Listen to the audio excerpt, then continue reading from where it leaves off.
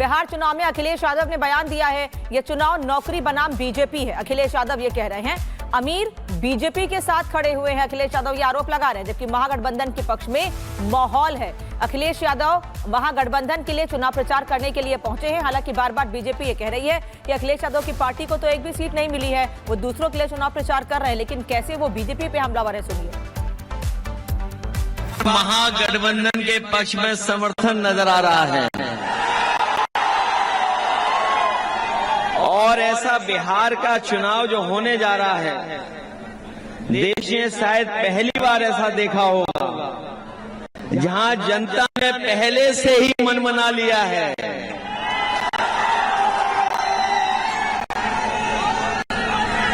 जहां पर जनता ने पहले ही मन बना लिया है कि इस बार को बिहार में बदलाव लाने का फैसला लेना है उनको, कि तेजस्वी जी इस बार बिहार के मुख्यमंत्री बनने जा रहे हैं और नौजवान मुख्यमंत्री बनने जा रहे हैं।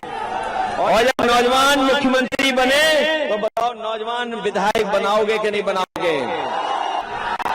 ये जो बीजेपी वाले हम लोगों से, आपसे पूछ रहे हैं कि नौकरी दोगे कैसे, क्योंकि नौकरी भारतीय जनता पार्टी के एजेंडे में कभी नहीं रही। अगर भारतीय जनता पार्टी के एजेंडे में नौकरी होती तो आज वो नौकरी दे रहे होते। बताओ नौकरियां छीनने का काम किया उन्होंने कि नहीं किया? एआईएमआईएम ने लालू परिवार पर हमला बोला है। एआईएमआईएम लालू परिवार पर हमला हुआ है। तेज प्रताप के साथ अन्याय हुआ है, शौकत अली कह रहे हैं।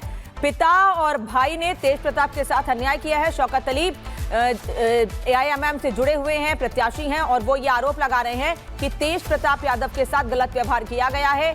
एआईएमआईएम लगातार तेजस्वी यादव, लालू यादव पर हमलावर है, और ऐसे में अब शौकत अली कह रहे हैं कि तेज प्रताप के साथ अन्याय हुआ है।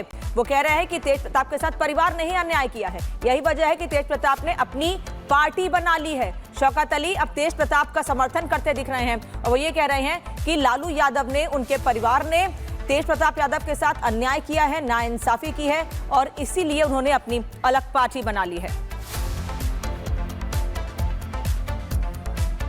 बिहार में पहले चरण का चुनाव बस 2 दिन दूर है। आरजेडी प्रवक्ता मनोज झा ने रिपब्लिक भारत से खास बातचीत की और कहा कि इस चुनाव में भी भाषाई मर्यादा का ख्याल नहीं रखा जा रहा है। सुनिए क्या कहा उन्होंने। योगी आदित्यनाथ आते हैं प्रचार करने, बड़ा अच्छा ये देख रहे हैं कि चल रहा है। अखिलेश यादव भी आ रहे हैं, तो योगी आदित्यनाथ बोलते हैं पप्पू, अप्पू और टप्पू, मतलब पप्पू राहुल गांधी, अप्पू अखिलेश जी और टप्पू तेजस्वी जी। उधर से वार होता है अखिलेश जी की तरफ से गप्पू और चप्पू, मतलब मोदी जी और अमित शाह जी के लिए। प्रथम बार योगी आदित्यनाथ जी ने किया। योगी आदित्यनाथ जी उत्तर प्रदेश जैसे बड़े सूबे के मुख्यमंत्री हैं। वो अगर यहाँ आके ये कहते कि तेजस्वी जी ने जो सरकारी नौकरियों की बात की है उससे बेहतर ब्लूप्रिंट हमारा है, तेजस्वी जी ने जो एग्रो बेस्ड इंडस्ट्रीज की बात की है उससे बेहतर ब्लूप्रिंट हमारा है, तेजस्वी जी ने जो सोशल सिक्योरिटी, सामाजिक सुरक्षा में पेंशन में बढ़ोतरी की बात की है उससे बेहतर मॉडल हमारा है। अगर योगी जी ये कहते कि तेजस्वी जी ने जीविका और दीदियों के लिए जो कमिटमेंट किया है उससे बेहतर कमिटमेंट हमारा है, तो लगता कि वो बिहार के चुनाव में आया। बिहार के चुनाव में इस तरह की उपमा, इस तरह की शब्दावली न सिर्फ बिहार के चुनाव की गरिमा को, यहाँ की प्राथमिकताओं को कमतर करती है, बल्कि ये भी बताती है कि हमने अपनी राजनीति को कहाँ धकेल के रख दिया। हाल फिलहाल में कल एक तस्वीर आई जिसमें राहुल गांधी और मुकेश सहनी मछली मार रहे हैं एक तालाब में कूदकर, और देख रहे हैं दोनों तैर रहे थे। क्या मैसेज देना चाह रहे थे? देखिए, मतलब मैं समझता हूं कि अगर देश के प्रधानमंत्री गुफा में बंद हो सकते हैं कैमरों के समक्ष, तो ये आजादी तो सब कम, यहाँ तो लाइव सबके बीच में तालाब में कूदा। संभवतः मछुआरों की जो दिक्कतें हैं, परेशानियां हैं, या जो उनका हुनर है उसको वो सीखने की चेष्टा कर रहे थे। हमने तो ऐसी तमाम तस्वीरें देखी हैं माननीय प्रधानमंत्री जी की आर्मी के फुल ड्रेस में, वो भी एक तरह का स्वांग है।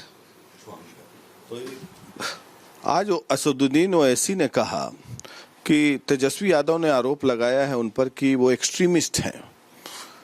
और ओवैसी साहब कहते हैं कि तेजस्वी जी से अगर पूछ लो अंग्रेजी में एक्सट्रीमिस्ट का मीनिंग क्या होता है या अंग्रेजी में लिख के दिखा दें। इस तरह के आरोप प्रत्यारोप चल रहे हैं। प्रकाश जी, मैं एक चीज, आपने अच्छा किया ये सवाल पूछा। बार बार हमारा मानना है कि इस देश को अतिरेक, जो एक्सट्रीम पोजीशन का ही हिंदी रूपांतरण है, अतिरेक के पोजीशन से बचना होगा।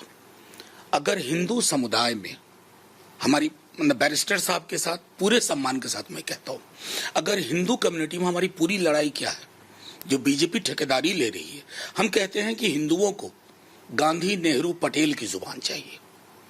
उसी तरह मुसलमानों में हकीम अजमल अंसारी और मौलाना आजाद वाली जुबान चाहिए। इसके अतिरिक्त की जुबान, अतिरेक की जुबान इन दिनों हो गई है। उस संदर्भ में उन्होंने कहा था कि एक्सट्रीम पोजीशन का। आपको क्या लगता है ओवैसी साहब एक्सट्रीमिस्ट हैं, रेडिकल है? मैं एक शब्द जो मैं हमेशा कहता हूं, जब मुसलमानों के यूथ को, यंग स्टूडेंट्स को, जिसमें मेरे भी स्टूडेंट्स, बिला वजह बिना ट्रायल के 5 साल से जेल में, कौन बोला? हम लोग बोले, आरजेडी बोला, सदन में बोला, हमने लिखा।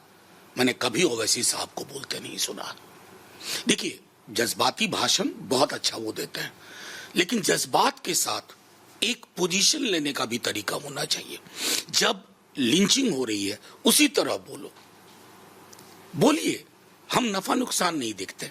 उस संदर्भ में कहता हूं कि उन्होंने जो बात कही थी वो था कि अतिरेक से बचना चाहिए, इसलिए मैंने मॉडल उदाहरण दिया आपको। आप लोगों को 6 सीट देने में क्या दिक्कत थी? वो तो 6 ही सीट मांग रहे थे, आपके पास गए अलायंस करने के लिए, आप मिले भी नहीं उनसे।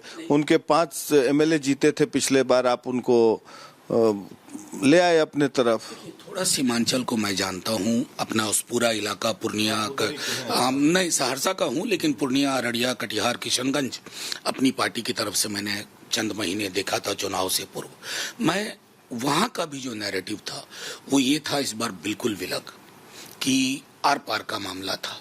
और मैं बार बार मानता हूं कि 2020 में जो 4-5 सीटें जीते ओवैसी साहब, उसमें कई सारी चीजें ऐसी थी जिसको हम लोगों ने दुरुस्त किया, और उसके नतीजे में एक आवाम की भी मांग थी कि आप लोग इंडिपेंडेंट लड़िए। अलायंस करना ना करना, आप जब इतनी पार्टियों के साथ रहते हैं तो सबका एक सामूहिक फैसला होता है। उस फैसले में ये लिया गया, और मैं समझता हूं कि वहीं उसको हमने विराम भी दे दिया।